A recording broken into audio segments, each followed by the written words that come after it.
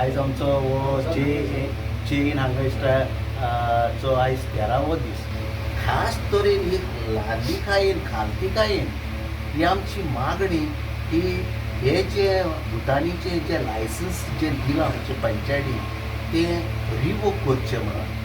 आनी हेचे पासत आमी पळय जे उपास करता कितले दीस जाले आमी करता आनी दर एका सांकवाळकाराची आमची मागणी आसा की हे लायसन्स घेवप सामकूच जाय. If you compare all over India, Goa's land is so scarce, and इथून जरी तर असले चलले, then there will be a big disaster for Goa, for the locals in the waiting.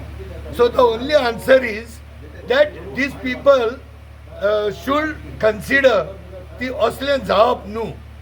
Most of the agricultural field which are there, they have already been sold out. Most of it is already sold out.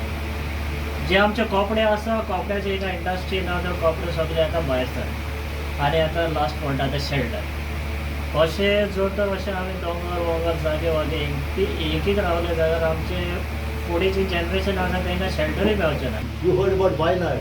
Why it is happening? Because we have cut the forest. Okay, if there are no forests, the groundwater doesn't. I mean, they catch the water and then put it in the ground, and that we drink.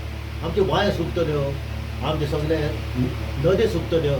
So we are fighting for the future. Panchayat is, I'm saying the Panchayat is responsible for all the illegal projects that are happening in Goa. So I hereby say the Panchayat has to take strict action.